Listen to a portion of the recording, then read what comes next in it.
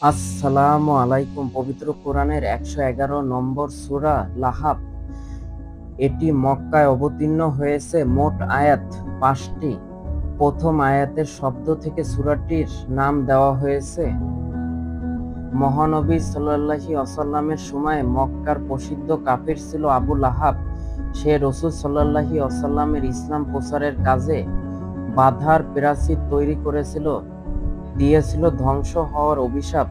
এ সূরায় আবু লাহাব এবং তার স্ত্রীর কার্যক্রম ও পরিণতি উল্লেখ করা হয়েছে। মহান আল্লাহ রাসূল সাল্লাল্লাহু আলাইহি ওয়াসাল্লামকে ৪০ বছর বয়সে নবুয়তের মর্যাদায় মনোনীত ও সম্মানিত করেন। প্রথম তিনি প্রকাশ্যে ইসলাম প্রচারের জন্য অদিষ্ট ছিলেন না। বেশ কয়েকজন ইসলাম গ্রহণ করলে রাসূল সাল্লাল্লাহু আলাইহি ওয়াসাল্লামের কাছে প্রকাশ্য দাওয়াত দেওয়ার জন্য নির্দেশ এলো, হে রাসূল, নিকটবর্তীদেরও সতর্ক করুন। সূরা শুআরা আয়াত নং ২১৪। ইবনে আব্বাস রাদিয়াল্লাহু তাআলা আনহু বলেন, আয়াতটি নাজিল হলে রাসূল সাল্লাল্লাহু আলাইহি ওয়াসাল্লাম বের হয়ে সাফা পাহাড়ে গিয়ে উঠলেন এবং ইয়া সাবাহ বলে উচ্চস্বরে ডাক দিলেন। আওয়াজ শুনে তারা বলল, এ কে? তারপর সবাই তার কাছে গিয়ে সমবেত হলো। তিনি বলেন, আমি যদি তোমাদের বলি একটি অশ্বারোহী সেনাবাহিনী ও পাহাড়ের পিছনে তোমাদের উপর হামলা করার জন্য প্রস্তুত হয়ে আছে, তাহলে কি তোমরা আমাকে বিশ্বাস করবে? সকলে বলল, আপনার মিথ্যা বলার ব্যাপারে আমাদের অভিজ্ঞতা নেই। তখন তিনি বলেন, আমি তোমাদের আসন্ন কঠিন শাস্তি সম্পর্কে সতর্ক করে দিচ্ছি। এ কথা শুনে আবু লাহাব বলল, তোমার ধ্বংস হোক, তুমি কি এর জন্য আমাদের একত্র করেছ? অতঃপর রাসূল দাঁড়ালেন। তারপর নাজিল হলো, ধ্বংস হোক আবু লাহাবের ২ হাত এবং ধ্বংস হোক সে নিজেও। বুখারী হাদিস ৪৬১১। আবু লাহাবের স্ত্রীর ডাক নাম ছিল উম্মে জামিল। এই নারীর স্বামীর মতো কঠোর ইসলাম বিদ্বেষী ছিল। আল্লাহ তাআলা তার স্বামীর ব্যাপারে সূরা নাজিল করে অপমানিত করেছেন শুনে সে তেলে বেগুনে জ্বলে উঠল। পাথরের আঘাতে রাসূল সাল্লাল্লাহু আলাইহি ওয়াসাল্লামকে হত্যা করার চেষ্টা করল, কিন্তু তখন রাসূল সাল্লাল্লাহু আলাইহি ওয়াসাল্লামের মুজিজার মাধ্যমে বেঁচে গেলেন। একটি বর্ণনায় এসেছে, সে রাসূলের খোঁজে বের হয়ে পড়ল।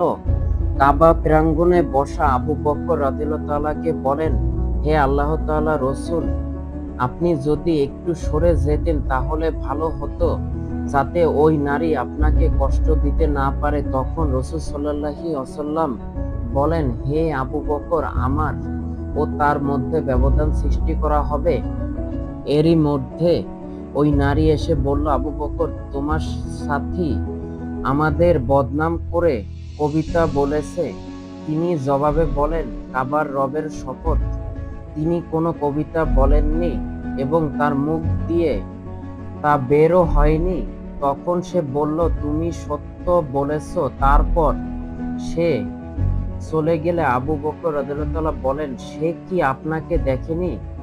রাসূল সাল্লাল্লাহু আলাইহি ওয়াসাল্লাম বলেন, ওই নারী ফিরে যাওয়া পর্যন্ত একজন ফেরেশতা আমাকে আড়াল করে রেখেছিল। মুসনাদে আবি ইয়ালা হাদিস নং ২৩৫৮, মুসনাদে বাজ্জার হাদিস নং ২৯৪। পবিত্র কোরআনে অনেক কাফিরের নাম উল্লেখ করা হলেও সূরা লাহাবের মতো আর কোনো সূরা নাজিল করা হয়নি।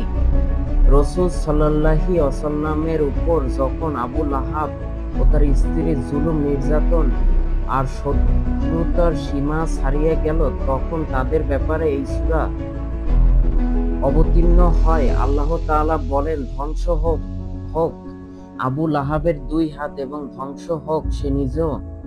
তার ধন সম্পদ এবং উপার্জন তার কোনো কাজে আসেনি। অচিরেই সে দগ্ধ হবে লেলিহান অগ্নিতে এবং তার স্ত্রীও যে ইন্ধন বহন করে তার গলদেশে পাকানো রজ্জু।